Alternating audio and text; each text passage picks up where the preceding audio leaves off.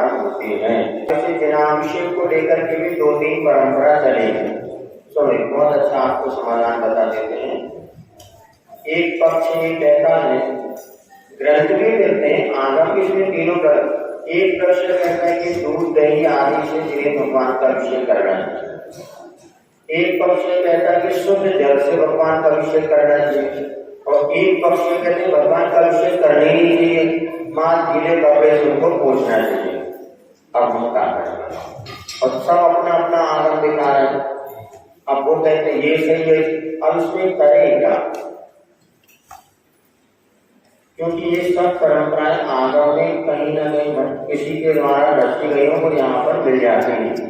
अब अपने को क्या करना है? तो पहला एक बार जब आचार्य महाराज के समक्ष ये बात रखी गई और उस समय महासभा और जिसमें महासमिति आदि सभी लोग पहुंचे कि आचार्य महाराज पूजन पद्धति को लेकर के समाज में बहुत विवाद लड़ाइयां हो रही, हमें क्या करना है?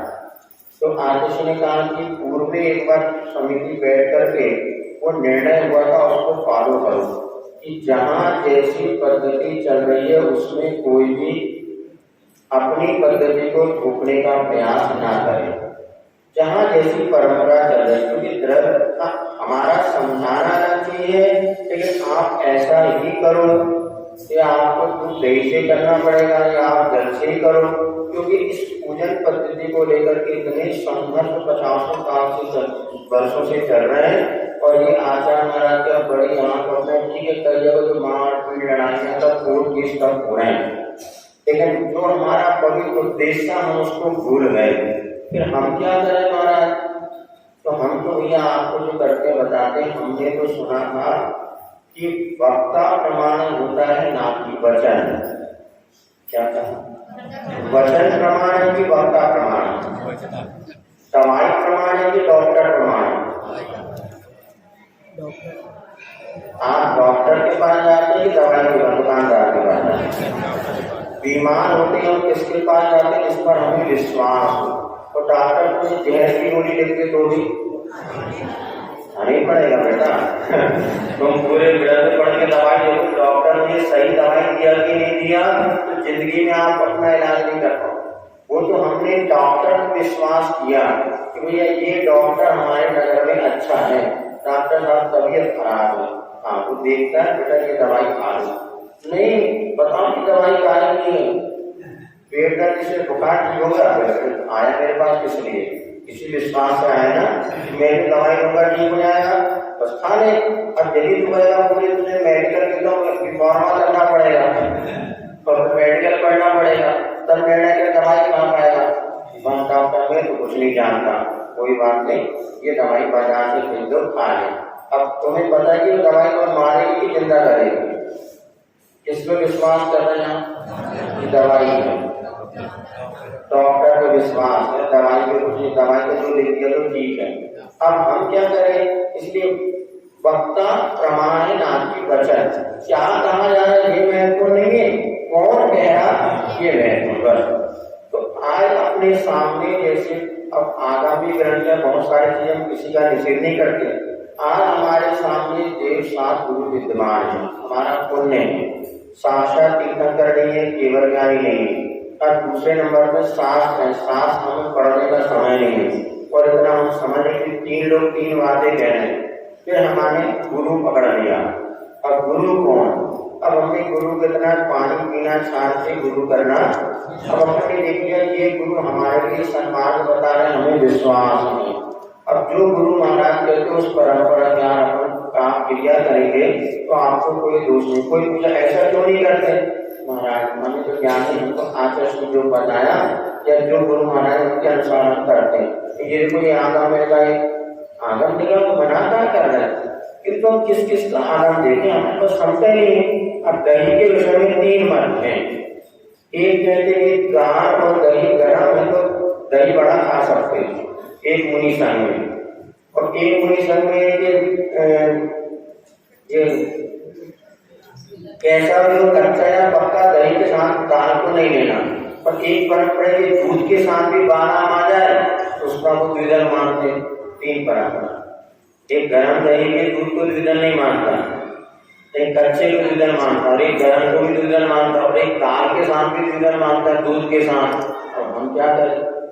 हमने कहा आचार्य महाराज ने क्या कहा? आचार्य महाराज कहते भैया ठीक है, ये करो, आपको जो दाल के साथ दही नहीं लेना, चाहे गर्म हो चाहे ठंडा, खत्म का। ये किसी बात को लेना, हमने गुरु को प्रमाण मान लिया, गुरु का वचन प्रमाण मान लिया। अब जो भी है, हम किसी का निषेध नहीं है, किंतु हमने ये गुरु बना लिया। अब वो जो कह रहा है हम उसके अनुसार अपनी क्रिया करते तो दोष नहीं है। अब इसी प्रकार अभिषेक में आतिशय का अभिषेक करना है, जलाभिषेक करना है, हमारे यहाँ की परंपरा है, हम जलाभिषेक करते हैं। पंचामृत का निषेध नहीं करते।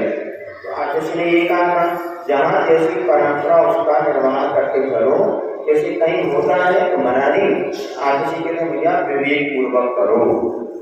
अब क्या होता है, एक बाल्टी पानी से आप अभिषेक कर रहे हैं और वहाँ पे दही बाजार कर आ रहा है, दूध बाजार कर आ रहा है, जीवों की हिंसा हो रही है, चीटियां आ रही है, तो वो अविवेक पूर्वक वो निषेध। विवेक पूर्वक आप क्या ऐसी परंपरा आप ऐसा कर लो। क्योंकि क्या होता है, जैसे आज तो फिर भी एक्सपोर्ट वगैरह होने लगे, पहले कई जगह ये सब चीज मिलती नहीं थी।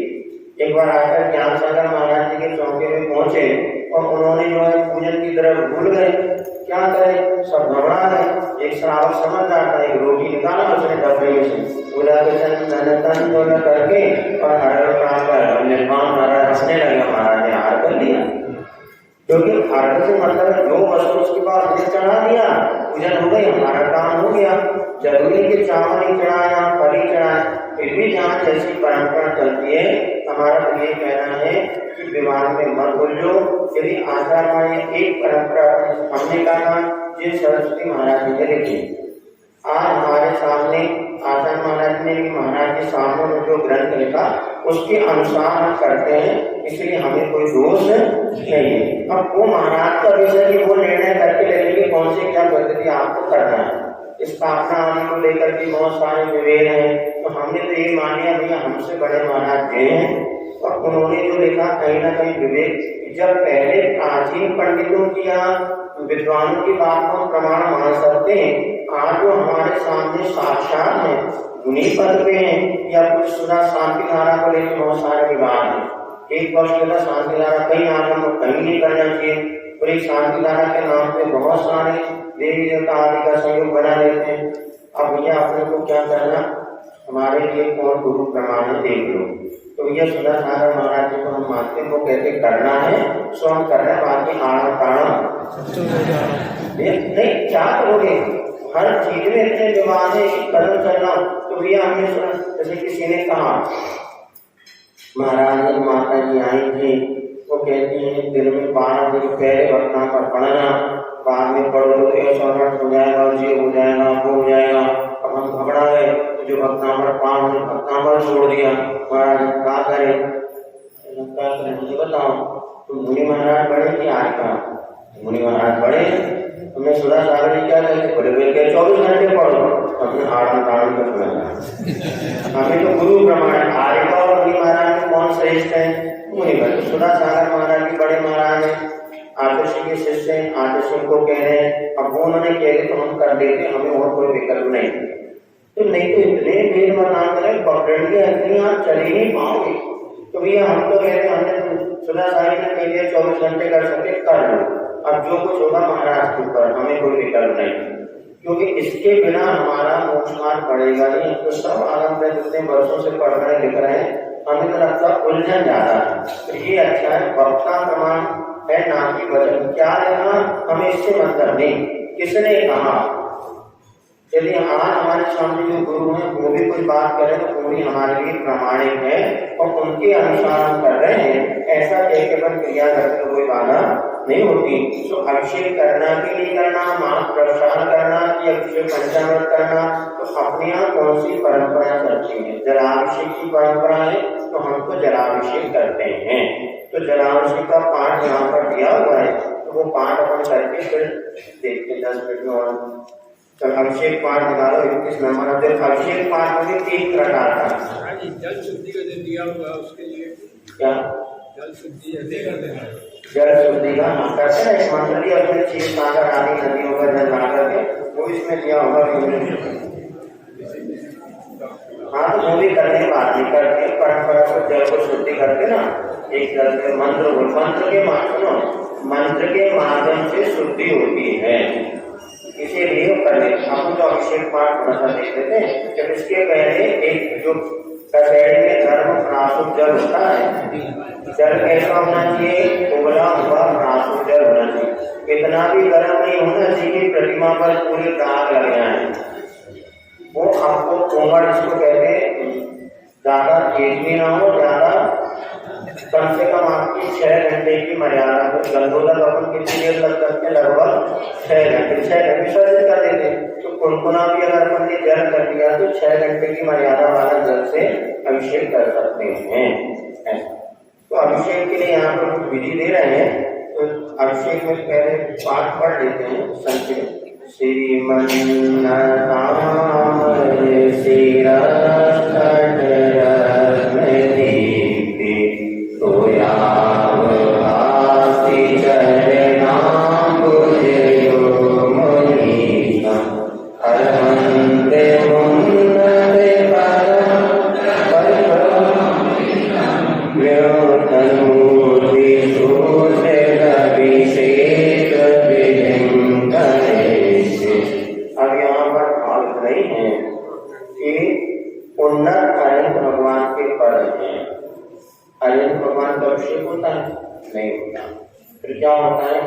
भगवान की प्रतिमा का अभिषेक होता है।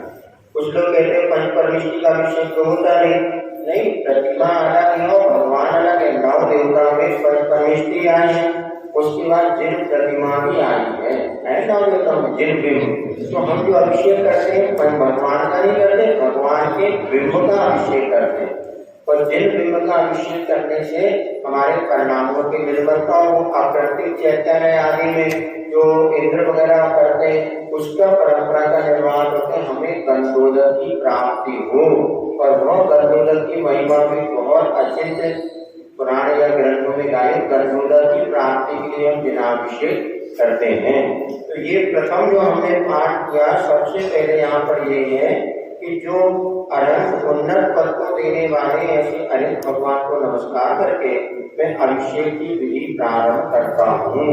और यहाँ पे सबसे पहले कालसर करते लेकिन अर्थ पौर्वाणिक देववंदनायाम पूर्वाचार्यों में सकल कर्मचारियों भाव पूजा वंदना समेतम श्री पंचगुरु भक्ति पुरस्कार शरणम करोम्यहम्। पंचगुरु भक्ति पूर्वक मैं यहाँ पर कालसर करता हुआ और जिन अभिषेक की क्रिया को प्रारंभ करता हूँ।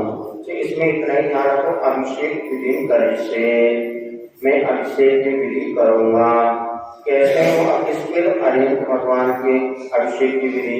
और वे कैसे हैं, तो ऊपर दिया है देवलोक के जिनके चरणों में नमस्कार करते हैं और चरणाम युग्म दिशा, उनके चरण रूपी कमल जो है, जो देवों के मुकुट जो झुकते हैं उनमें वह प्रकाशित होते हैं। ऐसा कुछ का भाव है, अलग से बता देंगे अभी समय को।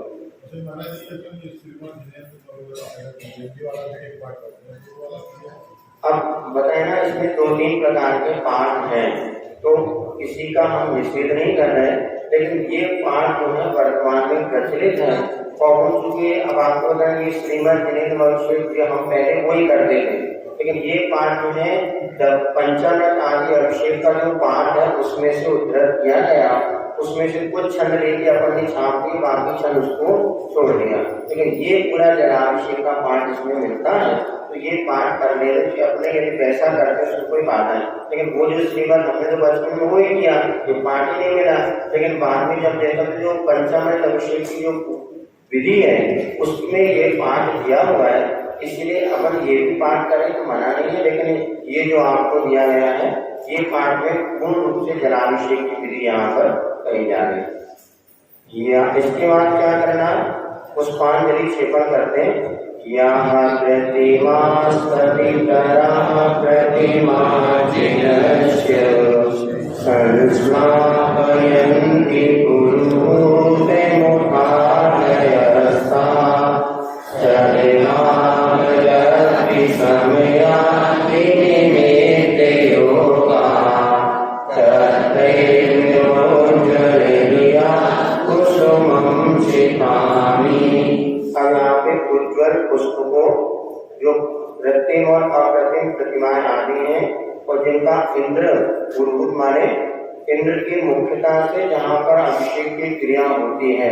अकृत्रिम चैत्यालय में भी अभिषेक होता है और कृत्रिम चैत्यालय में तो होते ही हैं। तो अकृत्रिम चैत्यालय में इंद्र मुख्य रूप से आगे होता है। तो जैसा उसने किया ऐसे समय की अनुकूलता और क्षेत्र आदि की अनुकूलता देखते हुए अपने उज्ज्वल परिणामों के द्वारा मैं अभिषेक क्रिया करने के पूर्व में पुष्पांजलि क्षिपण करते हैं। तो पढ़ करके पुष्पांजलि क्षिपण करना। अब ये बात आपको बता दी। दूसरा मुख्य पॉइंट जो हमने बताया कि वचन नहीं वक्ता प्रमाण है। इन क्रियाओं में आप ये देखिए, यदि किसी एक ने आपको गुरु को आपने उसको गुरु बना लो और फिर वो जैसा कहता वैसा उनके अनुसार अर्पण करते तो अपने कोई दोष नहीं।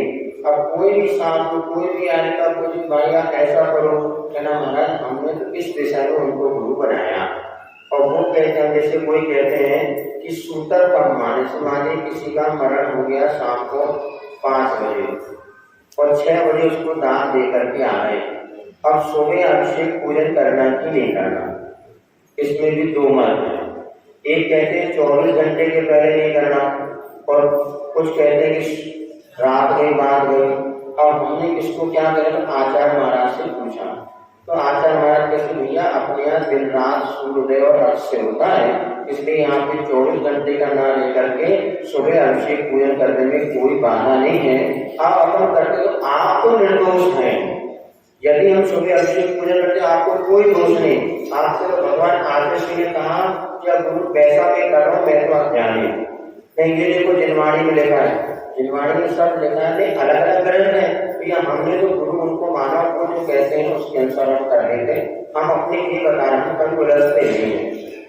कहाँ तक बोलोगे तुम आगा में 10 प्रकार वो अपना आगा दिखा रहा हो तो भैया हमने उनको गुरु बनाया। वो कहते हैं सुबह अभिषेक पूजन कर लो अपने को कोई दोष नहीं है। ऐसा मान के हम चलते आ रहे हैं, इसलिए हम निर्विकल्प रहते हैं, ज्यादा विकल्प करते हैं क्योंकि हर चीज में बहुत सारे वेद पगडंडी हाथ लगे। दूसरी बात ये ध्यान रखो डॉक्टर प्रामाणिक होना चाहिए। जहर भी दे दे तो कोई बात नहीं, वो भी हमारे भले के लिए दे रहा होगा, लेकिन डॉक्टर एक देख लो किसी प्रकार से यहाँ पर दूसरी के बिंदु आपको से पकड़ेगा। अब ये पुष्पांजलि क्षिपण करो तो श्रीकांत लेखन करा जाता है। श्री पीठ तो गई श्री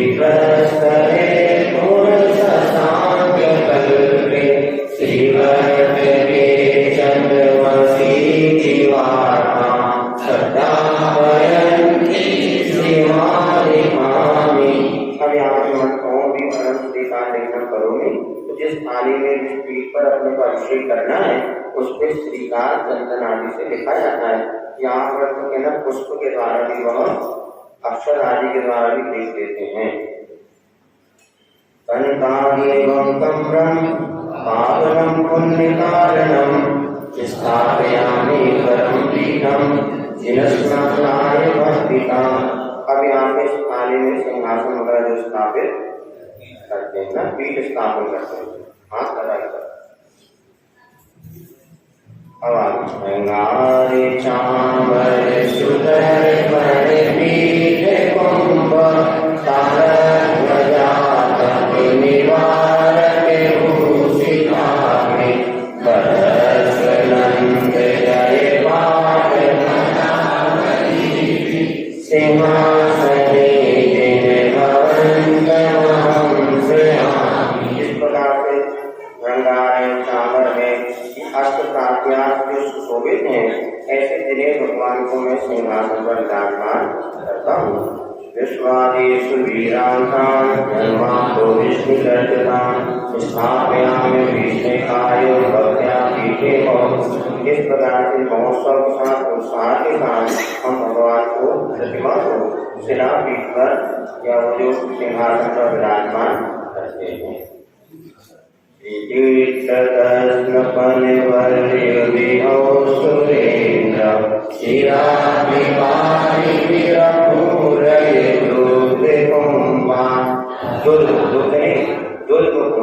श्रेष्ठ कुंभों के बाद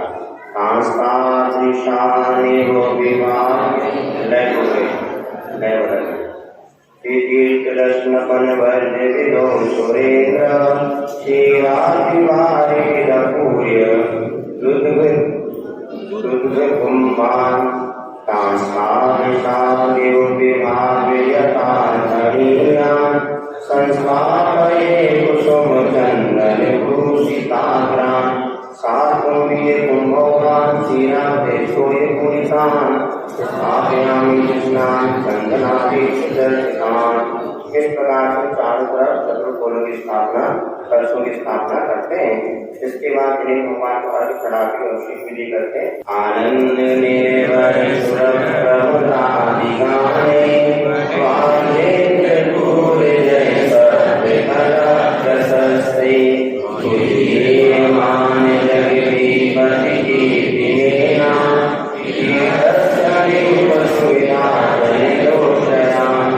हम ये यहाँ पे अर्घ्य चढ़ाते हैं। ओम ह्रीं स्तमन पीठ स्थिताय जनाय अर्घं निर्मान्ति कर्म प्रबन्ध निगडैरभिनिवेदातं ज्ञात्वा विभक्तिवशता परमादिदेवं स्वां श्रीकल्मषे गणोन्मथनाय देवं शुद्धोदकैरभिनयामि महाभिषेकम्।